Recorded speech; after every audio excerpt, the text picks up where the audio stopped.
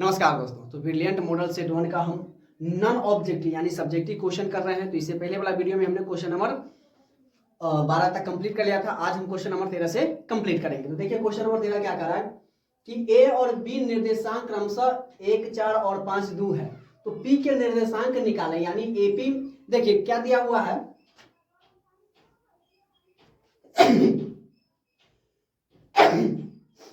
देखिए ए और बी बिंदु दिया हुआ है जिसका क्रमशः कितना है विभाज्य बिंदु क्या है 1, 4 है और ये है 5 और 2 और पी जो है इसका क्या है मिड पॉइंट है। तो इसको क्या करना अनुपात वाला यानी इसमें हम विभाजन सूत्र लगाएंगे 3:4 में दिया हुआ है। तो ये हमारा जो बिंदु है इसका नाम क्या है पी है। तो यही कह रहा है कि ए बटे पी और पी बटे बी का फॉर्मूला निकाले। तो इसमें हम क्या निकालेंगे विभाजन सूत्र लगाएंगे। ठीक है, तो विभाजन सूत्र हमारा क्या कहता है, इस फॉर्मूला को आप याद रखिएगा। विभाजन सूत्र कहता है m1 into x2 plus m2 into x1 बटा m1 प्लस के m2। ठीक है, कॉमा लगा देंगे और बस सेम m1 x2 की जगह पर हमारा y2 आ जाएगा और प्लस m2 और x1 की जगह पर हमारा y1 और नीचे वाला सेम का सेम रहेगा m1 प्लस के m2 आ जाएगा। क्लियर है, इसको हो सकता है तो आप ब्रैकेट में लिख दीजिए। अब इसमें हम लिखेंगे, देखिए x1 आपको पता है x1 बराबर क्या है 1 है और y1 बराबर आपका क्या है 4 है। x2 बराबर आपका कितने पास कितना है 5 है और y2 बराबर आपके पास कितना है 2 है। बस इस पे हम रखेंगे फॉर्मूला पर। अब देखिए तो हमारा क्या है आंसर निकल जाए। तो सब्जेक्टिव है नॉन ऑब्जेक्टिव है तो इसको हम एक एक चीज को लिखते हुए चलेंगे और देखिए समझने का प्रयास कीजिए, है ना। तो देखिए m1 है तो m1 कितना है आपके पास 1 और इंटू यहाँ पर कुछ नहीं है तो इंटू हम लगा देंगे x2 आपके पास कितना है 5 है तो 1 गुने 5 प्लस m2। तो m2 हमारे पास कितना है और सॉरी देखिए इसमें हम एक चीज और लिखना भूल गए। ऊपर वाला को हम क्या कर देंगे m1 मान लेंगे और नीचे वाला को हम m2 मान लेंगे। ठीक है, यहाँ पर आप ये भी लिख सकते हैं m1 बराबर के 3 और m2 बराबर के हमारा कितना हो जाएगा 4। ठीक है, अब देखिए m1 तो हमारा 3 हो जाएगा। क्लियर है, और x2 हमारे पास कितना है 5 है प्लस m2 है हमारे पास 4 गुने x1 हमारे पास कितना है 1 अब बटा के m1 यानी 3 प्लस के हमारा हो जाएगा 4। कॉमा यहाँ पर लगा दीजिए आप भी m1 हमारे पास हो जाएगा 3 इंटू y2 कितना है 4 अब प्लस m2 तो m2 हमारे पास कितना है 4 गुने y1 कितना दिया हुआ है 4 दिया हुआ है 4 और नीचे में m1 तो 3 प्लस के हमारा हो जाएगा 4। ब्रैकेट बंद कर देंगे या 5 दिया कितना हो जाएगा 15 प्लस 4 एकम 4 बटा में देखिए 4 और 3 7। ठीक है, कॉमा लगा दीजिए 3 दूना 6 प्लस हो जाएगा 4 चौका 16 बटा के 4 और 3 7।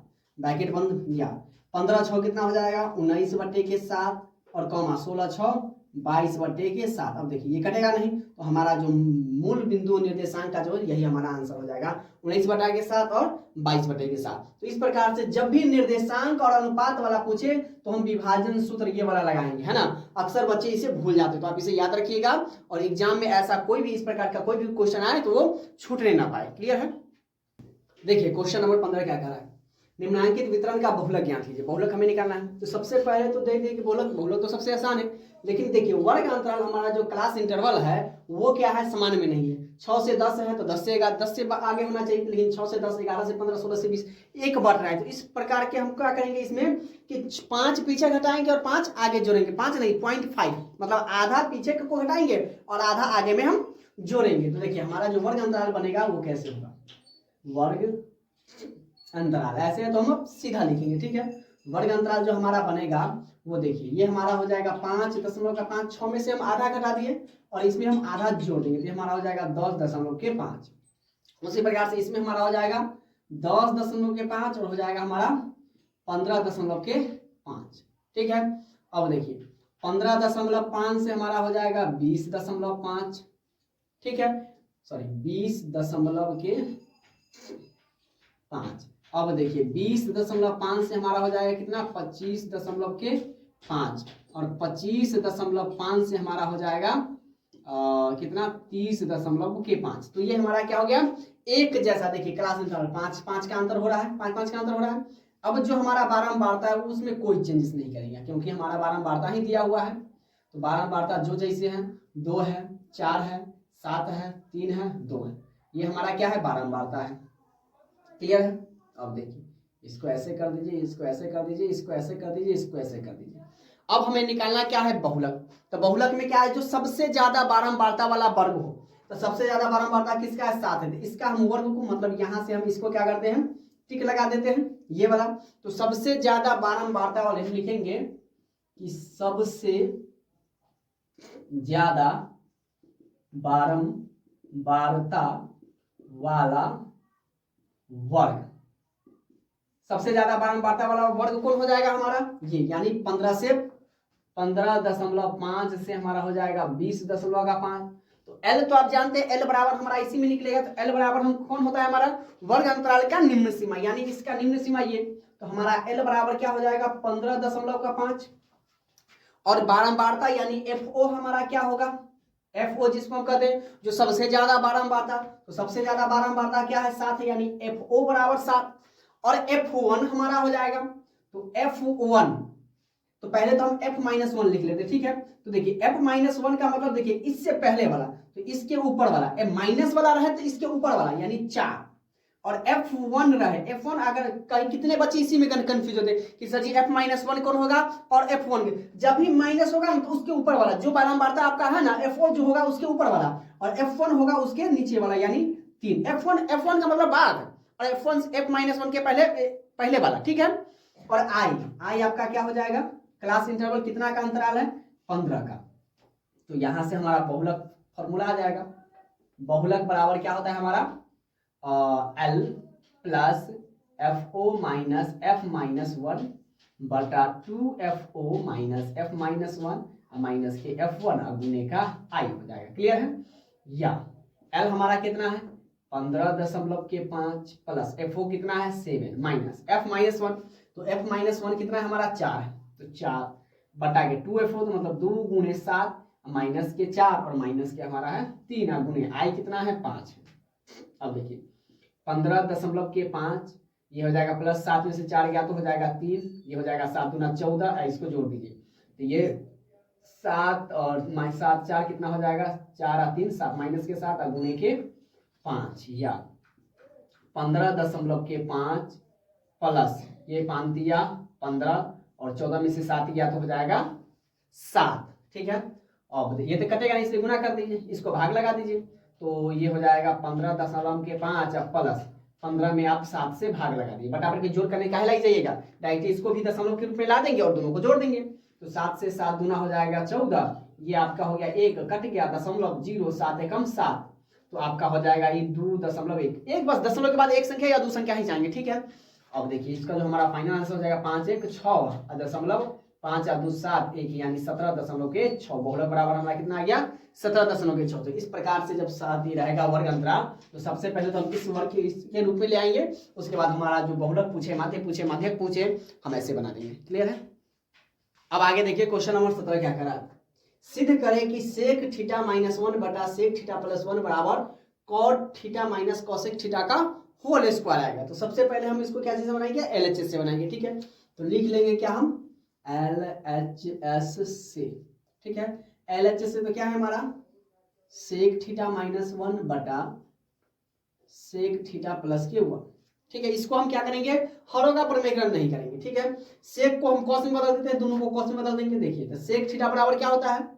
1 बटे के कॉस थीटा, ये माइनस का 1 है, माइनस का 1 उतार दीजिए, नीचे वाला भी सेम वही 1 बटा कॉस थीटा +1, ठीक है? अब यहां से हमारा क्या आ जाएगा? इसके नीचे कुछ नहीं, आप 1 लगा दीजिए, इसके नीचे भी कुछ नहीं, 1 लगा दीजिए, ठीक है? इस दोनों का हम एलसीएम निकाल देंगे तो कॉस और 1 का एलसीएम कितना आ जाएगा? कॉस थीटा आ जाएगा। यहाँ तक कोई दिक्कत नहीं है।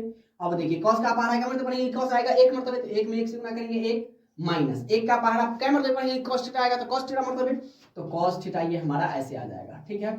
बटा इसके भी नीचे उसी प्रकार से बनाएंगे, कॉस थीटा हमारा एलसीएम आ जाएगा 1 और ये प्लस का हो जाएगा, ये हमारा हो जाएगा कॉस थीटा। क्लियर है? बराबर अब देखिए ये हमारा आ जाएगा 1 माइनस के कॉस थीटा, अब बटा क्या है? Cos theta. आप जानते हैं कि 4 को बटा रहता है तो ये नीचे वाला ऊपर चला जाएगा मल्टीप्लाई में, तो ये हो जाएगा कॉस थीटा अब बटा ये 1 प्लस के कॉस थीटा। क्लियर है? अब देखिए कॉस थीटा से कॉस थीटा, आप कहिएगा सर ये नहीं करेगा क्योंकि ये माइनस में और ये प्लस में, तो यहाँ से ये कटेगा नहीं। तो अब हम क्या करेंगे, इसको यहाँ पर आप लिख दीजिए 1 माइनस के कॉस थीटा बटा 1 प्लस के कॉस थीटा। अब यहाँ से हम क्या करेंगे, हरों का प्रमेय करेंगे, ठीक है। अब लिखेंगे हम क्या कि हरों का प्रमेय करण से, तो हरों का प्रमेय करण, तो 1 माइनस के कॉस थीटा बटा 1 प्लस के कॉस थीटा। तो इसको हम गुना करेंगे, नीचे प्लस है तो ऊपर नीचे माइनस से 1 माइनस के कॉस थीटा बटा 1 माइनस के हो जाएगा कॉस थीटा बराबर 1 माइनस तो ये हमारा हो जाएगा 1 माइनस कॉस थीटा का होल स्क्वायर, और ये हो जाएगा a plus B into A minus B, यानी 1 का स्क्वायर 1 और माइनस के कॉस स्क्वायर थीटा। इसको आप क्या, इसको जस्ट का तस रहने दीजिए ऊपर वाला को, तो 1 माइनस के हो जाएगा हमारा कॉस थीटा बटा 1 माइनस कॉस स्क्वायर थीटा क्या होता है आपको पता है, साइन स्क्वायर थीटा। तो ये हमारा हो जाएगा साइन स्क्वायर थीटा, इसका होल स्क्वायर रहने दीजिए। अब देखिए इसको हम क्या लिख सकते हैं, 1 माइनस कॉस थीटा बटा साइन थीटा, दोनों पर स्क्वायर है तो इसको हम क्या होल स्क्वायर लिख सकते हैं ना, क्लियर है। अब हम क्या करेंगे, इसको अलग अलग लिख सकते हैं। अब जैसे इसको है तो 1 बटा हम क्या लिख सकते हैं, साइन थीटा लिख सकते हैं, माइनस है तो ऊपर में कॉस थीटा नीचे में तो साइन थीटा है। जब हम फिर इसको तोड़ेंगे तो साइन साइन का एलसीएम कितना आ जाएगा, साइन आ जाएगा, और ये 1 माइनस कॉस थीटा आ जाएगा। अब देखिए 1 बटा साइन थीटा आपको पता है क्या होता है हमारा, cosec theta minus sine, cos बटा साइन क्या होता है, कॉट थीटा, और इसका ऊपर क्या है होल स्क्वायर। अब कहिए कि सर पहले कॉट है तो आप पहले कॉट लिख दीजिए, या आ जाएगा क्या कि कॉट थीटा माइनस के कॉसेक थीटा का होल स्क्वायर, और यहाँ हमारा क्या हो गया, प्रूफ हो गया। तो हमें ये देखना है कि हमें प्रूफ क्या, इसमें पहले आंसर देख के बनाना है कि सर हमें प्रूफ क्या करना है। ये आंसर हम देख लेंगे, उसके बाद हमें कौन फॉर्मूला यूज करना है ताकि हम ये आ सके, ठीक है। इसीलिए इसमें पहले प्रूफ करने वाला में आंसर ही दे दिया रहता है कि भाई प्रूफ करने वाला आप कई मेथड से बना सकते हैं, क्लियर है। 18 है, ठीक है। क्या करा, हल करें कि 1/2x, इसमें 2 को समीकरण दिया हुआ है, एक यहां से लेके यहां तक और एक यहां से लेके यहां तक, हल दिया हुआ है। तो हम जो 4 प्रकार से बना देते हैं, वज्र गुणनखंड विधि से, लुप्तीकरण विधि से, प्रतिस्थापन विधि से, विलोपन विधि से, उसी में इसको बनाना है। तो आपको जो सबसे, क्योंकि यहाँ पर तो दिया नहीं है कि प्रतिस्थापन विधि से बनाना है आपको, या वज्र गुणनखंड विधि से बनाना है, या विलोपन विधि से बनाना है, ठीक है, नहीं दिया हुआ है। तो आपको उसमें से जो सबसे आसान लगता है उस विधि से, तो हम बनाते हैं लुप्तीकरण विधि से, ठीक है। तो लुप्तीकरण विधि से क्या कहता है, 1/2x प्लस 1/3y बराबर क्या है, 2 है, तो इसको आप समीकरण 1 मान लीजिए, ठीक है। और ये क्या है, 1/3x प्लस 1/2y बराबर कितना है, 13/6, इसको हम समीकरण 2 मान लेते हैं। लुप्तीकरण विधि क्या कहता है हमको कि किसी एक को बराबर करके उसको काट दीजिए। अब देखिए किसको हम बराबर करें, तो आप कहिए कि सर y वाला को बराबर या x वाला को, जिसको आपकी मर्जी के ऊपर डिपेंड है, ठीक है। कैसे बनाना है, आप पहला x वाला को बराबर कीजिए, y वाला को बराबर कीजिए। अब देखिए अगर y वाला को बराबर करना होगा तो हमें इसमें कितना से गुना करना पड़ेगा, 1/2 से, और इसमें हम गुना करेंगे 1/3 से। तो हम लिख भी देंगे कि समीकरण 1 में 1/2 से तथा समीकरण 2 में 1/3 से गुना करने पर, क्योंकि हम सब्जेक्टिव क्वेश्चन बना रहे हैं, नॉन ऑब्जेक्टिव क्वेश्चन तो सारा चीज हम दिखाएंगे, जो हमें हमारा जो कॉपी चेक करे उसे ये पता चलना चाहिए कि हमें बहुत अच्छी तरीके से पता है। तो हम एक एक चीज को लिखकर उसको हम सॉल्व करेंगे, क्लियर है। अब देखिए गुना करेंगे तो ये पूरा हम समीकरण में गुना करेंगे, तो 1/2 में गुना करेंगे, इसमें तो 1/2 दूना हो जाएगा 4x प्लस 1 एकम 1 और 3 दूना हो जाएगा 6y प्लस, ये देखिए ये है 2 में हम अगर 1/2 से गुना करें तो 2 से 2 कर गया तो क्या बचेगा भाई 1। तो आप लोग नहीं कहिएगा कि सर 1 कहां से आया, क्योंकि हमने 2 में जब गुना किया तो 2 से 2 कर गया तो क्या बचेगा 1 बच जाएगा। अब इसमें गुना करेंगे तो ये हमारा हो जाएगा 1/9x प्लस 1/3 दूना 6y बराबर। अब देखिए ये हो जाएगा 13 कम 13 और 6 छतरी 18। अब ये कटेगा नहीं हमारा, सुनो अब इसको हम क्या करेंगे, चिन्ह बदल देंगे, ये माइनस ये माइनस ये माइनस, तो प्लस माइनस कैंसिल आउट। अब देखिए ये हमारा हो जाएगा 1/4x घटे 1/9x बराबर, ये 1 घटे 13/18 हो जाएगा। इसके नीचे कुछ नहीं, 1 लगा देंगे। अब क्या कर देंगे हम, इसको यहाँ पर आ जाते हैं, ठीक है। अब ये बटा के जोड़ हो गया, तो 9 और 4 का हम एलसीएम ले लेंगे, 9 और 4 का एलसीएम कितना हो जाएगा 36x हो जाएगा। तो 4 9 36, तो 9 माइनस 9 चौके 36, तो 4 बराबर है कितना एलसीएम आ जाएगा इसका 18। तो 1 का 18 तो 18 और माइनस के हो जाएगा 13। अब देखिए 9 में से 4 गया तो 5, अब बट्टे के हो जाएगा 36x। अब देखिए ये भी 18 में से 13 गया तो 5, अब बटा के हो जाएगा 18। 5 से 5 कट गया, 18 दूना कितना हो जाएगा 36, यानी x बराबर आपका आ गया 2। ठीक है, अभी x का मान आपके ऊपर डिपेंड करता है, आपके ऊपर कि आप x का मान आप समीकरण 1 में रखते हैं या 2 में रखते हैं। ठीक है, ये जरूरी नहीं है कि समीकरण 1 में ही रखना है या समीकरण 2 में ही रखना है, अपनी मर्जी, या तो 1 में रखेंगे या 2 में रखेंगे। ठीक है, तो हम 1 में रखते हैं, तो यहां पर हम लिखेंगे x का मान समीकरण, अगर आपकी मर्जी 2 में रखना है क्या 2 में भी बना सकते रख सकते हैं, तो 1 में रखा, तो समीकरण 1 हम उतार लेंगे, तो हमारा एक क्या है 1 बटा के 2x प्लस के 1 बटा के 3y या बराबर के 3। ठीक है, अब हम यहां से यहां आते हैं।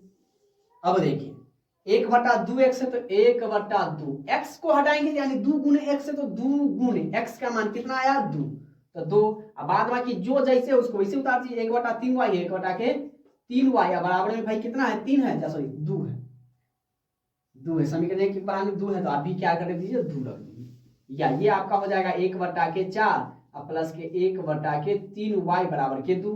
अब इसको आप बराबर के उधर ले जाइए, या ये आपका हो जाएगा 1 बटे के 3y बराबर, पहले 2 है तो 2, और ये उधर जाएगा तो माइनस में 1 बटा के 4 हो जाएगा, इसके नीचे कुछ नहीं 1 लगा दीजिए, या 1 बटा के 3y बराबर हो जाएगा एलसीएम 4, तो ये हो जाएगा 4 दूना 8 माइनस के 1, या आपका हो जाएगा 1 बटा के 3y बराबर 8 में से 1 गया तो हो जाएगा आपका कितना 7 बटे के 4, या ये हो जाएगा आपका कोना कानी गुना कर दिए 7 या 21 y बराबर के 4, इसीलिए y बराबर हो जाएगा 4 बटा के 21। तो हमारा x का मान आ गया 2 और y का, यानी हम लिख देंगे यहाँ पर 2, x बराबर 2 और y बराबर के 4 बटा के 21, ये हमारा क्या हो जाएगा आंसर हो जाएगा। तो जब भी हल कर दिया रहेगा तो हम इस प्रकार से इसको बना लेंगे, ये आपको प्रतिस्थापन विधि आसान लगता है तो उस पर बना सकते हैं, विलोपन विधि, वज्र गुणनखंड विधि, जो आपको आसान लगता है। ठीक है, क्योंकि यहाँ पर तो ऐसे लिखा नहीं, अगर लिखा रहता कि प्रतिस्थापन विधि से हल करें या विलोपन विधि से या वज्र गुणनखंड विधि से, तो उसको हम उसी पर सॉल्व करते हैं। क्लियर है।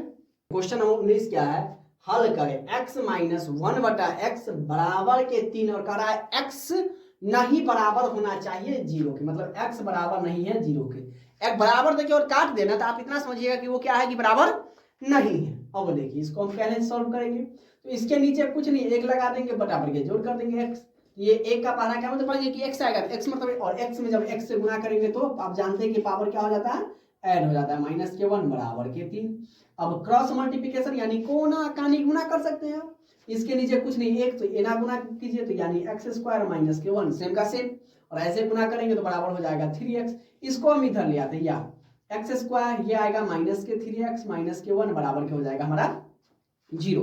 अब जब x बराबर है तो हमारा x बराबर का फॉर्मूला क्या होता है आप जानते हैं, माइनस के b प्लस माइनस के रूट अंडर b² माइनस के 4ac बटा के 2a, ये फॉर्मूला आप जानते होंगे। जब भी इस प्रकार का क्वेश्चन रहा है तो आपके दिमाग में सिर्फ यही फॉर्मूला आना चाहिए, और यूं चुटकी बजाकर हम इसको ऐसे बना देंगे। अब क्या लिखेंगे आप में देखिए, a बराबर आपका इसमें क्या 1 है, b बराबर माइनस के 3 है और c बराबर का माइनस के 1 है। क्लियर है। अब इस पर बिठा दीजिए, माइनस का b कह रहा है तो माइनस, और b भी आपके माइनस में, तो इसको ब्रैकेट में लिख देंगे, b है हमारा माइनस के 3 माइनस का 3 plus minus root under b का स्क्वायर यानी माइनस 3 का स्क्वायर माइनस के 4 इंटू 1 इंटू ये c हमारा माइनस में 1 है माइनस का 1, अब बटा के 2 है तो 2 गुने a हमारा 1। क्लियर है। अब देखिए आप जानते हैं माइनस माइनस क्या हो जाता है प्लस, तो 3 प्लस माइनस आपका हो जाएगा रूट अंडर 3 का स्क्वायर हो जाएगा आपका 9 और माइनस माइनस प्लस 4 एकम 4, अब बटा के हो जाएगा हमारा 2 एकम के 2, यह आपका आ जाएगा 3 प्लस माइनस 9 4 रूट 13 बटे के 2।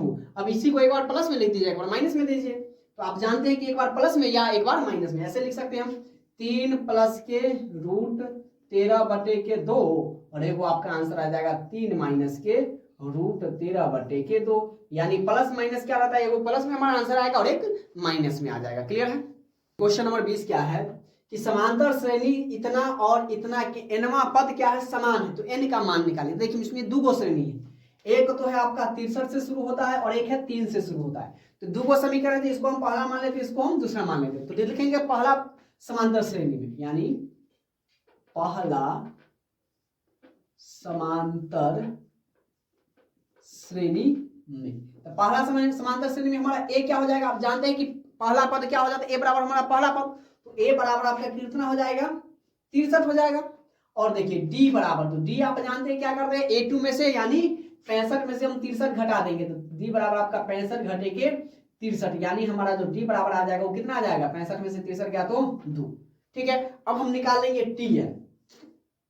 टीएन बराबर होता है ए प्लस के एन माइनस के 1 इंटू के डी, ये तो आप जानते हैं। अब देखिए या ए आपके पास है 63, एन हमको मालूम नहीं है, एन निकालना है, तो एन नहीं मालूम है तो इसको एन माइनस 1 रहने देते हैं, और इंटू डी, डी तो हमें पता है कितना है 2 है। या अब इसको तोड़ दीजिए, 63 प्लस के 2 में एन से गुना करेंगे 2 एन, और 2 में 1 से गुना करेंगे माइनस के 2। अब या कितना हो जाएगा, 63 में से 2 जाएगा तो 61 प्लस के 2n, इसको हम समीकरण 1 लिख लेते हैं। ठीक है, अब हम लिखेंगे दूसरा समांतर श्रेणी में, दूसरा समांतर श्रेणी में, दूसरा समांतर श्रेणी में ए बराबर हमारा कितना आ जाएगा 3, और डी बराबर हमारा कितना आ जाएगा 10 घटे 3 यानी बराबर के 7। तो हम यहाँ पर भी टीएन निकाल लेंगे, टीएन क्या हो जाएगा हमारा ए प्लस के एन माइनस के 1 इंटू के हमारा क्या हो जाएगा डी हो जाएगा। ए आपको पता है कितना है 3 है, प्लस एन तो हमको मालूम नहीं है, डी इसका आ गया 7, या ये आपका हो जाएगा 3 प्लस के 7 एन माइनस के 7, ये हमारा हो जाएगा माइनस के 4 और प्लस के 7n हो जाएगा। इसको हम समीकरण क्या मान लेते हैं 2 मान लेते हैं। क्या कहता है n हमारा समान है, तो अब हम यहां से लिखेंगे समीकरण 1 और 2 से, समीकरण 1 और 2 से समान है तो दोनों को हम क्या कर देंगे बराबर कर देंगे, यानी 61 प्लस के 2n बराबर हमारा क्या हो जाएगा माइनस के 4 प्लस के 7n। ठीक है, तो हम क्या कर लेते हैं 4 को इधर ले आते हैं, 2n को उधर ले जाते हैं, यह हमारा हो जाएगा 61 प्लस ये आके हो जाएगा प्लस में बराबर 7n, और उधर जाके हो जाएगा माइनस में 2n, या 61 और 4 हो जाएगा हमारा 65 बराबर 7n में से 2 गया तो हमारा हो जाएगा 5n, और हमसे n बराबर पूछा था इसीलिए n बराबर 65 ऊपर चला जाएगा और 5 नीचे आ जाएगा, तो 13 + 65 यानी nवां पद कितना, n बराबर हमारा कितना आ जाएगा 13 आ जाएगा। तो इस प्रकार के सवाल को हम ऐसे सॉल्व करेंगे। क्लियर है, ये क्वेश्चन नंबर 21 हमारा क्या कर रहा है कि सिद्ध करें कि साइन स्क्वायर ए बटे के कॉस स्क्वायर ए बराबर हमारा क्या सॉरी +1 बराबर टेन स्क्वायर ए बटा के साइन स्क्वायर ए होगा। ठीक है, तो हम दोनों से बनाएंगे, एलएचएस से बनाएंगे और आरएचएस से बनाएंगे, और दोनों को हम प्रूफ करके आपको हम दिखाएंगे। तो एलएचएस बराबर हमारा जब प्रूफ हो जाएगा तो हम क्या लिखेंगे एलएचएस बराबर के आरएचएस। कैसे, तो देखिए सबसे पहले तो हम क्या निकालेंगे एलएचएस से। क्लियर है, एलएचएस हमारा क्या है साइन स्क्वायर ए बटे के कॉस स्क्वायर ए और प्लस के 1 है, ये हमारा एलएचएस है। अब देखिए प्लस के 1 है यानी इसके नीचे कुछ नहीं है तो हम 1 लगा सकते हैं, बिंदास लगा सकते हैं। अब देखिए जब बिंदास हम लगा सकते हैं तो ये क्या आ गया भिन्न पर के जोड़ यानी बटे पर के जोड़ आ गया, तो इसका हम एलसीएम भी निकाल सकते हैं।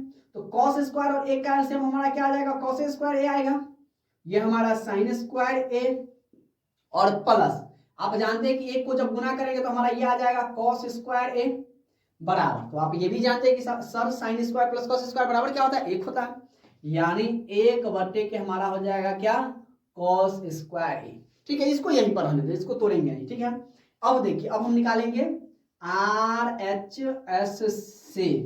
ठीक है, आरएचएस से हमारा क्या है टेन स्क्वायर ए अब बटा के क्या है साइन स्क्वायर ए, तो आपको ये इसके रूप में लाना है, तो इसके रूप में लाना है तो हमें साइन में लाना होगा, तो साइन को रहने देते हैं और टेन को बदल देते हैं। तो देखिए इसको हम बदल देंगे, तो टेन स्क्वायर बराबर क्या होता है आप जानते हैं साइन स्क्वायर ए बटा के हमारा हो जाएगा कॉस स्क्वायर ए अब बटा के हमारा हो जाएगा क्या साइन स्क्वायर ए।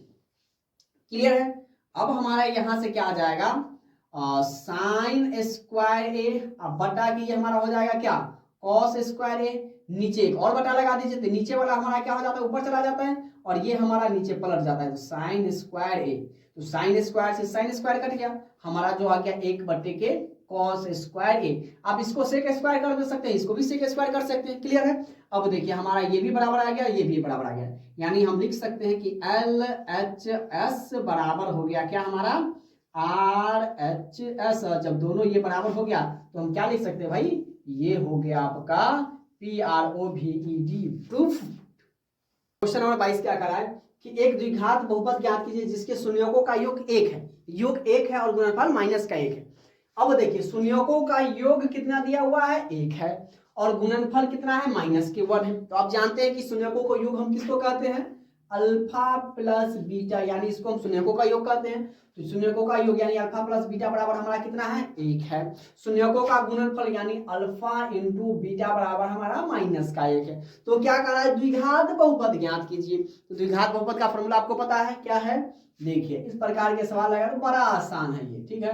तो हम सबसे पहले तो लिख देंगे द्विघात बहुपद बराबर, द्विघात बहुपद बराबर होता है x² माइनस अल्फा प्लस के बीटा इंटू एक्स और माइनस प्लस के हो जाएगा अल्फा बीटा। ये तो फॉर्मूला आपका हो गया द्विघात बहुपद का। बस इस पर मान रख दीजिए, x² है तो x² का x² रहने देते हैं, माइनस है माइनस, अल्फा प्लस बीटा आपको 1 है, गुना में x कर देना है, आप प्लस अल्फा इंटू बीटा आपका माइनस में 1 है तो आप माइनस ब्रैकेट में दे दीजिए। आपका हो जाएगा x² माइनस 1 में x से गुना करेंगे x प्लस माइनस माइनस के 1, यानी हमारा जो आंसर हो जाएगा वो क्या हो जाएगा, x² माइनस के x प्लस के 1। देखिए इतना सिंपल है, बस कितना मिनट का, 30 सेकंड का काम है। क्लियर है। क्वेश्चन नंबर 24 क्या कह रहा है कि 24 मीटर भुजा वाले समबाहु त्रिभुज के आकार के एक मैदान के तीनों शीर्ष पर 3 घोड़ा इस प्रकार बांधे जाते हैं कि वे एक दूसरे को छू सके।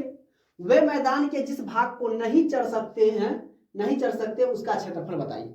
मान लेते हैं सबसे पहले देखिए ये क्वेश्चन को हम समझते हैं, ठीक है, उसके बाद हम बनाने का सॉल्व करेंगे।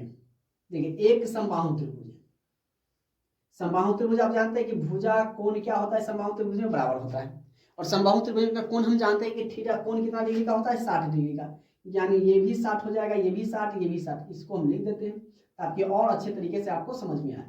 आपको भुजा दिया है 24 सेंटीमीटर, यानी ये भी हमारा 24 मीटर हो जाएगा, ये भी हमारा 24 मीटर हो जाएगा, और ये भी हमारा क्या हो जाएगा, 24 मीटर हो जाएगा। ठीक है, घोड़ा बंधा हुआ है, इस शीर्ष पर बंधा हुआ है, एक यहाँ घोड़ा बंधा हुआ है, एक यहाँ बंधा हुआ है, और एक यहाँ पर बंधा हुआ है। ठीक है, कहता है कि ये जितने भाग को चढ़ सकता है ना उसको छू सके। ठीक है, तो मान लेते ये घोड़ा इसको छुड़ा यहाँ पर, ये घोड़ा इसको यहाँ पर छुड़ा, और ये घोड़ा इसको यहाँ पर छुड़ा सकता है। ठीक है, अब कह रहा है कि वे मैदान जिस भाग को वो नहीं चढ़ सकते, तो मान लीजिए ये यहाँ तक आ रहा है, ये यहाँ तक, यानी इतना भाग, ये इतना भाग और ये इतना भाग। ठीक है, यानी इसको चढ़ गया और ये मैदान बच गया। ठीक है, इसको हम घास उगा देते हैं। ठीक है, ये देखिए ये इतना भाग को क्या करता है, घोड़ा नहीं चढ़ता है।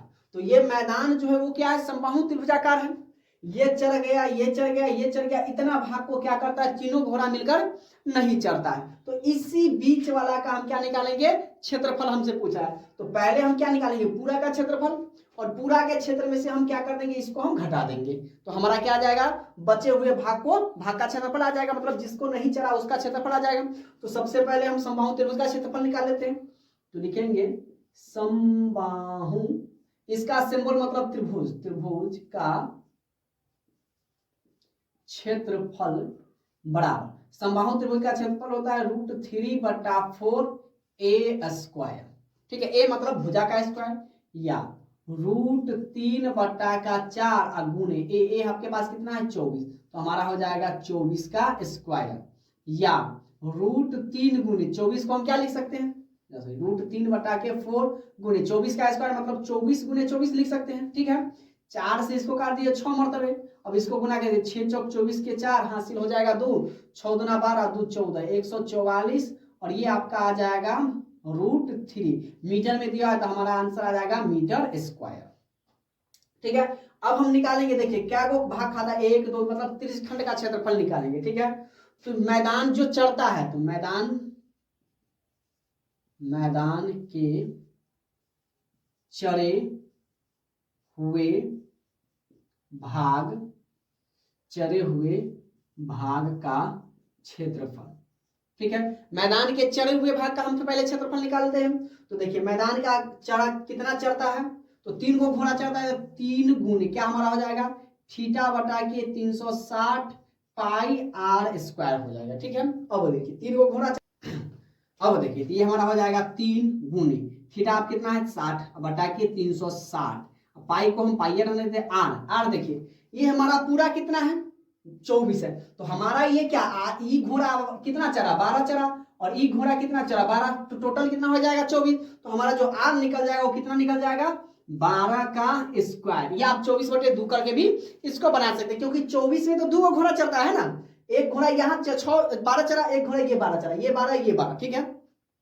अब देखिए इसको आप काट दीजिए, 6 36, इसको काट दीजिए 3 दूना 6, तो ये आपका हो जाएगा कितना, यहाँ पर हम आते हैं तो ये आपका हो जाएगा π/2, 12 का स्क्वायर यानी 12 गुने के हो जाएगा 12, 2 से इसको काट दीजिए, 6 दूना 12, तो 12 6 कितना हो जाएगा 72 पाई कितना हो जाएगा मीटर स्क्वायर, ठीक है। अब बचे हुए भाग का क्षेत्रफल निकालते हैं, मतलब क्या कहता है कि जिस मैदान को नहीं चढ़ सकते उसका क्षेत्रफल, तो नहीं चरे गए मैदान का क्षेत्रफल, तो नहीं चले गए मैदान का क्षेत्रफल क्या हो जाएगा, जो कुल आया हमारा इसमें से हम इतना को घटा देंगे, यानी हमारा हो जाएगा क्या 144√3 माइनस का हमारा हो जाएगा कितना 72 पाई, ठीक है। यही हमारा क्या हो जाएगा आंसर से मीटर स्क्वायर हो जाएगा, ठीक है। इसको और आगे सॉल्व नहीं कर सकते तो हमारा यही आंसर हो जाएगा, क्लियर है।